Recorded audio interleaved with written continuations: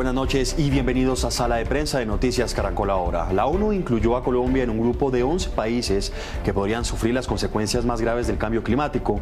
Así lo considera la Dirección Nacional de Inteligencia de Estados Unidos en un informe que proyecta qué pasaría en esas naciones si no se emprenden acciones inmediatas. Esta alerta le deja a nuestro país, sobre todo al Estado, el reto de emprender tareas urgentes de prevención para los drásticos cambios climáticos que imponen, por ejemplo, la implementación de energías limpias que en algún momento complementen a la electricidad, cuyo uso aumentaría por las altas temperaturas, el cuidado de los recursos hídricos como ríos, lagos y lagunas, lo mismo que la urgente preservación de los páramos, lugares donde se produce buena parte de agua que se consume en varias regiones del país. Veamos qué dice este preocupante informe.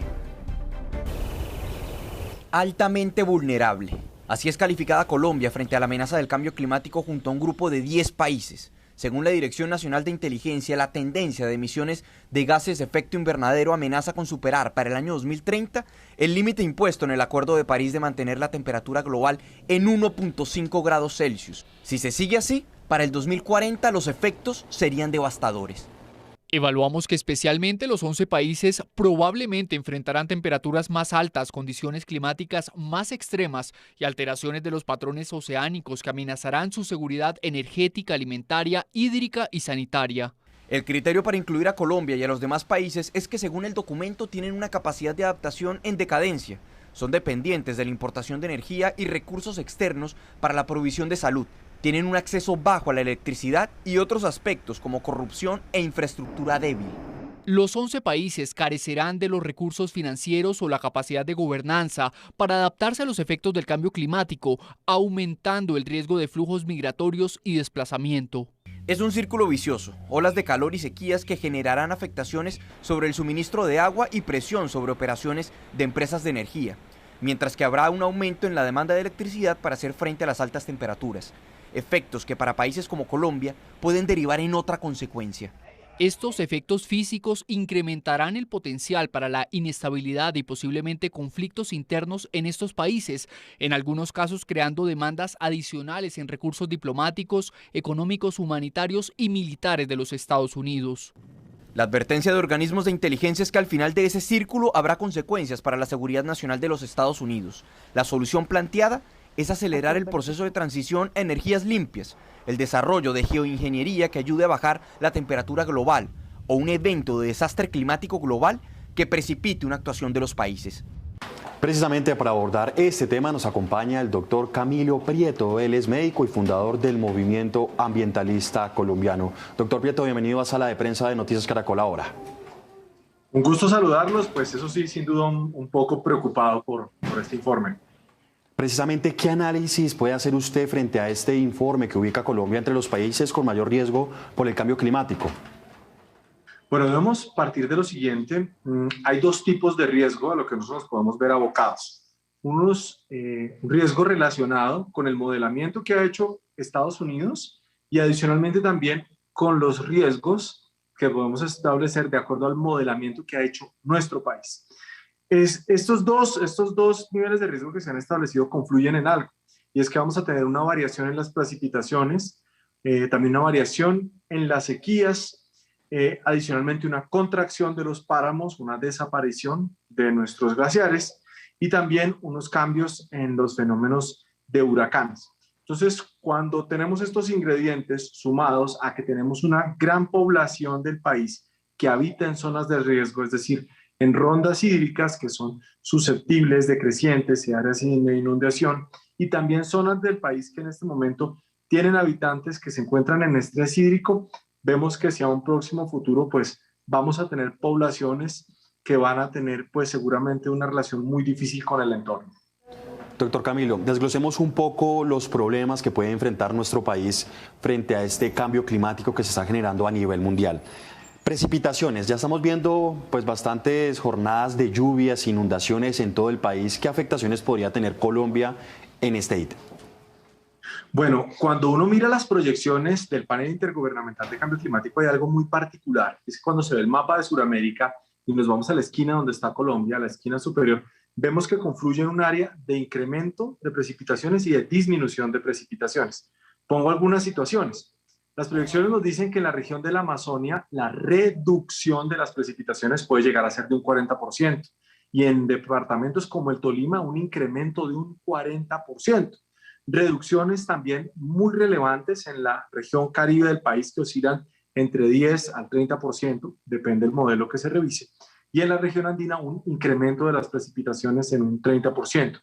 Sin duda esto va a generar unos cambios muy importantes en el ciclo hídrico del país. Nomás lo que les acabo de mencionar de la Amazonia es muy relevante, porque si bien Colombia tiene cerca del 8 o 10% de toda la región de la Amazonia, esta zona corresponde un poco más del 30% de todo el área continental de nuestro país. Entonces acá vamos a tener unos cambios muy relevantes. Ahora, cuando miramos en fenómenos de inundaciones, vemos que se presenta la siguiente situación. Tenemos numerosas ciudades, como Mocoa, como Yopal, entre muchas otras, que se encuentran en área de riesgo y muy cerca a los ríos. Y cada vez esas poblaciones van creciendo, creciendo, creciendo. Y si tenemos fenómenos de precipitación que cada vez van a ser más intensos, vamos a ver cómo estas inundaciones van a generar desplazamientos de estas poblaciones, mayor número de damnificados y adicionalmente problemas de salud pública. Eso entonces en cuanto a precipitaciones.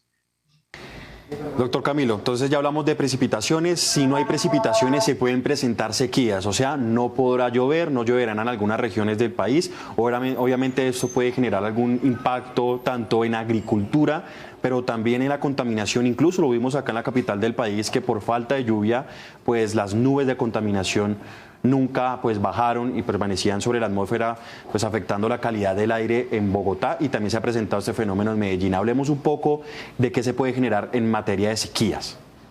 Bueno, cuando tenemos el asunto de sequías, vamos a las zonas de mayor vulnerabilidad. Entonces, la costa Caribe específicamente y la península de La Guajira. De hecho, la zona del país con mayor tendencia a la desertificación y que a estas sequías terminen generando unos trastornos muy importantes sobre la agricultura y también generando estrés hídrico, insisto, son la península de La Guajira especialmente y la región Caribe. Claro, cuando tengo ausencia de las precipitaciones hay una variación en los ciclos agrícolas, sin duda, pero también un incremento en la emisión de contaminantes secundarios. Si yo tengo un incremento de la temperatura y adicionalmente a esto no tengo lluvia, puedo tener la generación de unos componentes que, como bien lo mencionaba, se conocen como emisiones, es decir, un aumento del ozono troposférico, que como lo sabemos es un contaminante muy relevante. Entonces tenemos acá un problema de deterioro de la calidad de aire y adicionalmente alteración del ciclo de agricultura y por otro lado un estrés hídrico, es decir, una dificultad para que las poblaciones que están en estas zonas puedan acceder al agua. Y hay algo que en este momento tiene un gran espacio de incertidumbre y es qué va a ocurrir en la Amazonia si esa proyección que se hace hacia 2070, 2100, de una reducción del 40% de la precipitación en esta zona, ¿a qué nos va a llevar? Sobre esto aún hay muchísima incertidumbre. Doctor Camilo, ahora pasemos a otra de las preocupaciones que se pueden generar y sobre todo el riesgo que esto puede representar para la costa colombiana, y es el tema de las tormentas tropicales, los huracanes. Bien, entonces hay una proyección para Colombia. Estamos hablando que nuestro país hacia 2070 puede incrementar su temperatura a 1.4 grados. Y hacia final del siglo, hacia 2100, las proyecciones nos hablan que podemos tener incrementos entre 3.2 a 3.5 grados centígrados. ¿Esto también en qué se traduce? No solamente en un incremento de la temperatura que percibimos, sino también un incremento de las temperaturas de los océanos. Cuando hay una mayor temperatura de los océanos se produce un fenómeno y es el incremento de la transferencia de energía de los océanos hacia los huracanes. Entonces tenemos la posibilidad de que los huracanes que trascienden hacia, las tormentas tropicales que trascienden hacia huracanes y les incremente una variable que se llama energía ciclónica. Entonces, si yo tengo los océanos más calientes o mayor temperatura, esos huracanes tienen un mayor potencial de destrucción. Y las proyecciones del Panel Intergubernamental de Cambio Climático lo que nos dicen es que sí es muy posible que en el Caribe discurran huracanes con mucha más intensidad. Y aquí tendríamos entonces toda la zona caribe del país y también la zona insular que corresponde principalmente a San Andrés y Providencia. Ese es un asunto muy serio y muy relevante a tener en cuenta. Doctor Camilo, es importante también recordar que esto no solamente impacta a Colombia, como estamos haciendo referencia en este caso, sino a toda la región latinoamericana y América en total. Incluso dentro del informe manifestaban que esto podría aumentar, estos cambios climáticos, la migración de diferentes zonas o regiones del mundo hacia otras, pues precisamente para evitar ese tipo de problemas en materia de cambio climático. Ahora hablemos de los glaciares que, según el IDEAM, y usted me corrige, cifras del año 2019, Colombia tiene actualmente 36.1 kilómetros cuadrados. Entre ellos 2 sierras nevadas y 4 volcanes nevados. ¿Qué riesgo se puede representar para este tipo de recursos naturales que tiene nuestro país? Con el incremento de la temperatura ambiente, con el incremento de los gases de efecto invernadero, lo que vemos son 2 asuntos: un retroceso y desaparición inevitable de los glaciares. Es decir, eso que en algún momento aprendimos en el colegio, que en Colombia podían existir algo similar a las neves perpetuas, eso va a desaparecer. O sea, nos quedan alrededor de unas 3 décadas en las que vamos a tener glaciares. Esto va a generar, sin duda, alteraciones en el ciclo, en los ciclos del agua y en la forma como se produce la nutrición, como logran literalmente constituirse diferentes ríos en Colombia. Y por otro lado, al incrementarse la temperatura, simultáneamente me van desapareciendo los glaciares, pero también se van contrayendo los páramos. Como sabemos, el 70% del agua potable en nuestro país proviene de los páramos. Y si nosotros vamos teniendo los ecosistemas, vamos a tener no solamente esas variaciones en los ciclos del agua en estos ecosistemas, sino también en un impacto en la disponibilidad de este recurso hídrico en el país. Entonces aquí, cuando se piensa en estas situaciones particulares, la desaparición de los glaciares y en la contracción de los páramos, sin duda el país necesita la constitución de una política pública que piense no a 10 años, 20 años, sino de aquí hasta el final de siglo, en cómo vamos a poder garantizar una suficiencia hídrica para todos los habitantes del país. Doctor Camilo, ya vuelvo con usted. A esta hora también se conecta con nosotros el investigador Armando Sarmiento de la Universidad Javeriana. Bienvenido a Sala de Prensa. Y profesor, estamos hablando precisamente del impacto que se puede generar por parte del cambio climático en diferentes comportamientos del clima en Colombia específicamente. Estamos hablando de los glaciares, también las precipitaciones, sequías, pero con usted me gustaría tocar un tema, y es el tema de los páramos. ¿Qué importancia tienen los páramos en Colombia y qué se podría generar en caso de que siga incrementándose la temperatura a nivel mundial?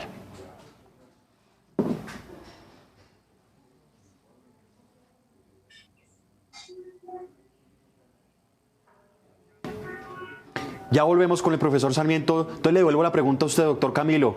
¿Qué influencia tienen los páramos en Colombia y qué cambios se podrían generar en caso de que siga creciendo la temperatura o aumentando la temperatura en el mundo? Los páramos son unos ecosistemas muy particulares. Hay que recordar que en Colombia se encuentran un poco más del 50% de los páramos del planeta. De hecho, el páramo más grande del mundo está aquí en Colombia, que es el páramo del Sumapaz. La razón que la mayoría de los colombianos bebamos el agua potable que proviene de estos ecosistemas implica analizar qué va a pasar con el futuro del abastecimiento de saneamiento básico en muchísimas ciudades del país. Esas variaciones que vamos a tener en los ciclos del agua nos deben hacer pensar que los colombianos hemos estado acostumbrados a una abundancia permanente de agua. Es decir, simplemente en las ciudades abrimos la llave y ya tenemos la disposición de este recurso. Pues bien, esto es una circunstancia que va a cambiar y eso implica no solamente lo que hablábamos hace unos minutos en la constitución de una política pública frente al agua a largo plazo, hasta final de siglo, sino que también incluye a los ciudadanos, es decir, en la manera como usamos, consumimos el agua. Debemos, desde ahora, pensar en cómo replanteamos nuestra relación con el agua. Doctor Camilo, y es que precisamente nos han dicho que Colombia es uno de los países con mayores reservas de agua. ¿Usted cree que esto no incide para enfrentar esta amenaza o incluso dicen que la próxima guerra mundial podría ser por este recurso? Bueno, a ver, cuando nosotros miramos en abundancia, en cantidad de agua por habitante, podríamos decir que Colombia está en el 6º lugar. Entonces, es decir, somos una potencia hídrica en el mundo. Pero cuando evaluamos el agua disponible con ocasión de la contaminación, pasamos del lugar sexto al lugar 25. Voy a poner un caso puntual de este momento, sin pensar de aquí al 2070, al 2100. Chocó biogeográfico, la región del planeta donde más llueve, que queda acá, en Colombia. En este lugar donde más llueve en el mundo, se presenta el estrés hídrico. Y uno dice, ¿pero cómo va a ser esto posible si llueve tanto? Porque allá los habitantes han estado acostumbrados a utilizar el agua de los ríos en todo su ciclo vital.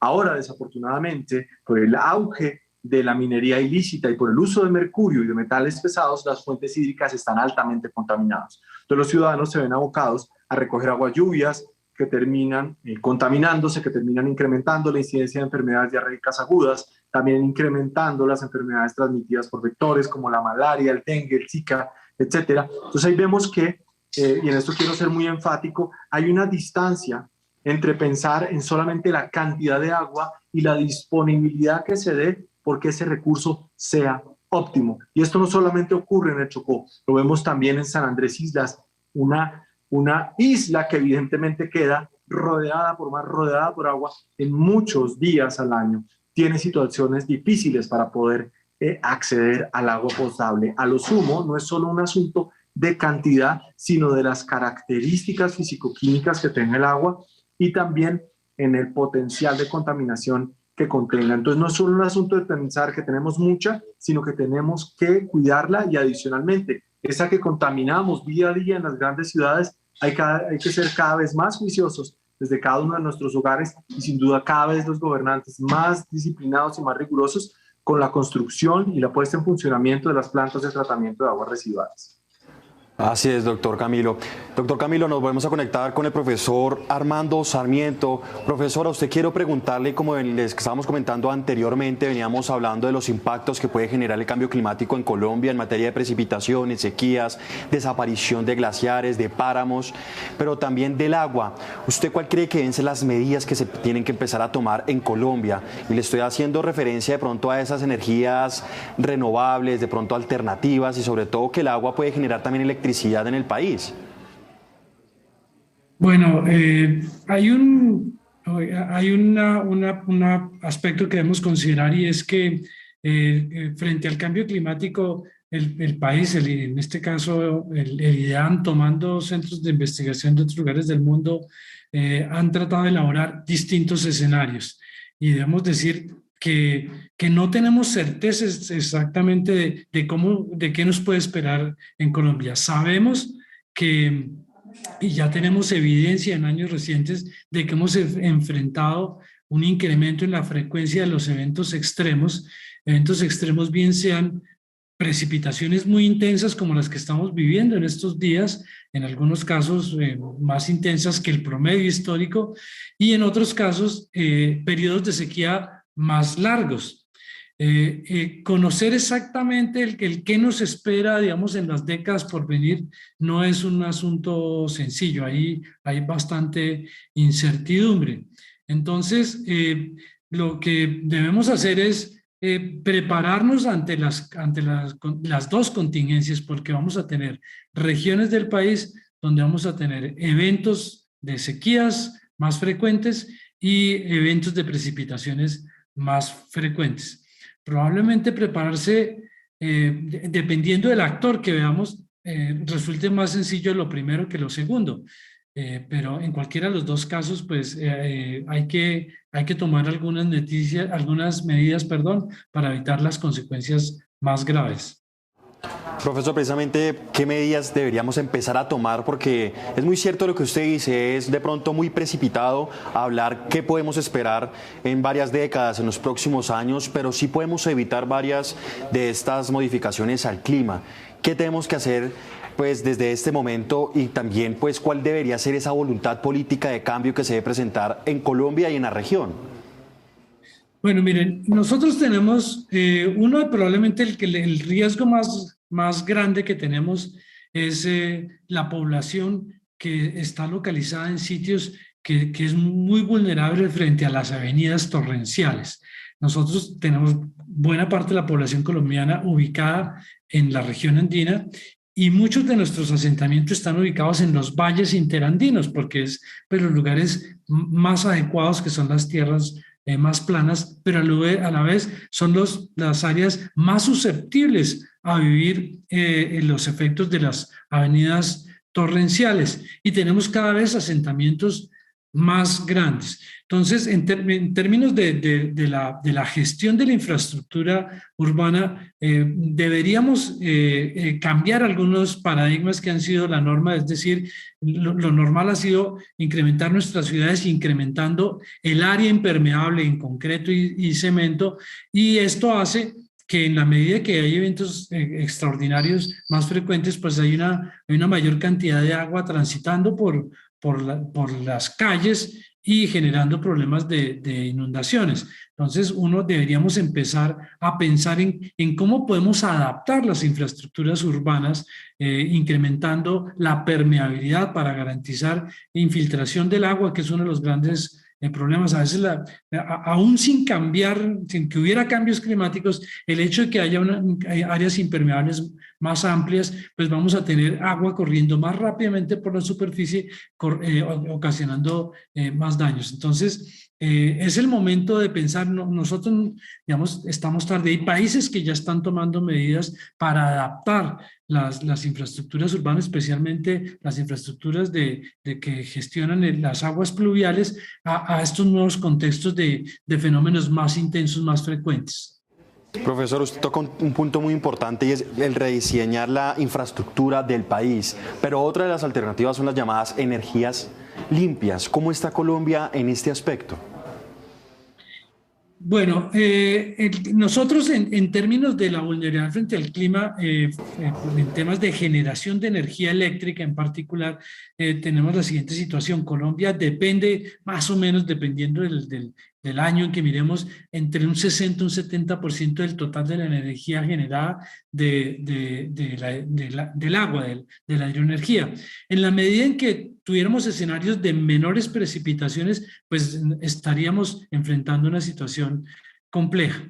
El país ha sacado algunas nuevas normas para tratar de incentivar la incorporación de nuevas energías. Hoy, por ejemplo, en estos días una subasta en la cual se otorgaron 800 megavatios en energías no convencionales, especialmente en solar y algo en eólica, y en eso hay un avance importante. Todavía tenemos un sector muy pequeño, pero una enorme posibilidad de crecimiento en este nuevo sector. Y digamos, no solamente oportunidad de crecimiento, sino también oportunidades de negocio.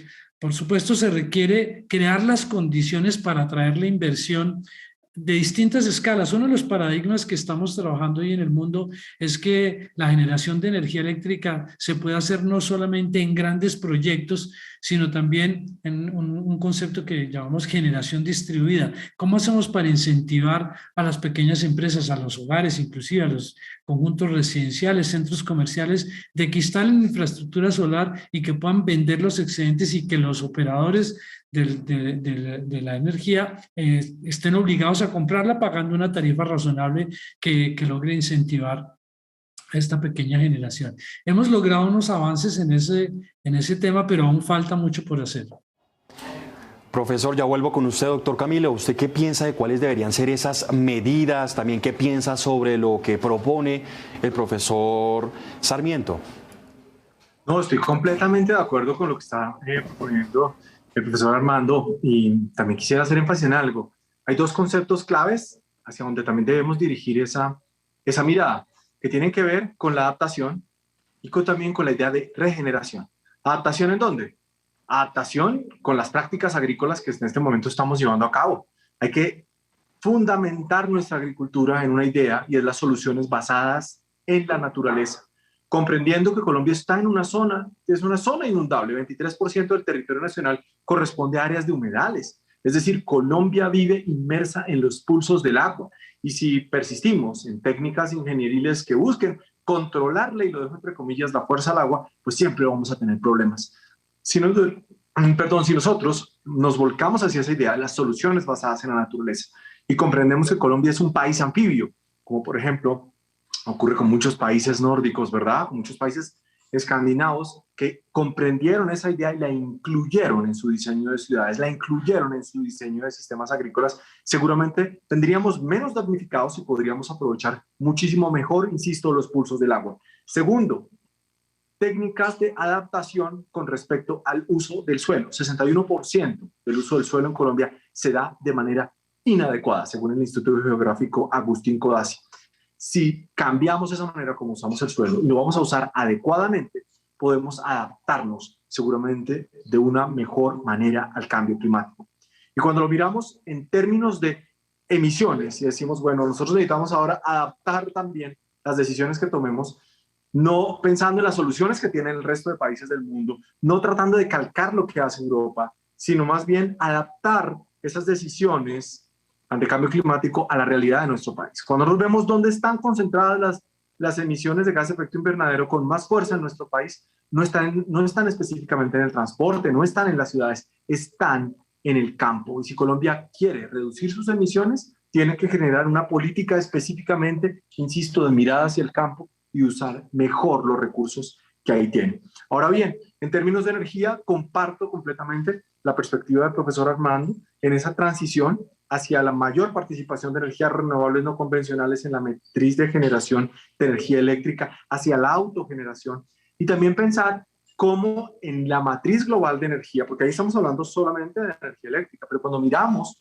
en la matriz global de uso de energía, en transporte, lo que se hace en la industria, también con el complemento de respaldo para la generación de energía, dados los casos que se presenten fenómenos del Niño, fenómenos de sequía, ahí tenemos que trabajar mucho también en la sustitución de esos energéticos. Y en eso Colombia todavía está quedada. Yo siento que a lo sumo Colombia debe disminuir la distancia que existe entre los discursos que pronuncia en las entidades internacionales, entre los eventos climáticos internacionales y en las acciones que se toman en nuestro país. Pueden haber unas excelentes intenciones, unas preocupaciones legítimas, pero necesitamos que esto se ponga en marcha de una vez, porque ese sentido que les decía de la adaptación y también de ese enfoque de economía regenerativa, es decir, de mejorar nuestra relación con eso que hemos sabido mal llamar recursos naturales, son fundamentales para que las nuevas funciones de la economía y de la producción en nuestro país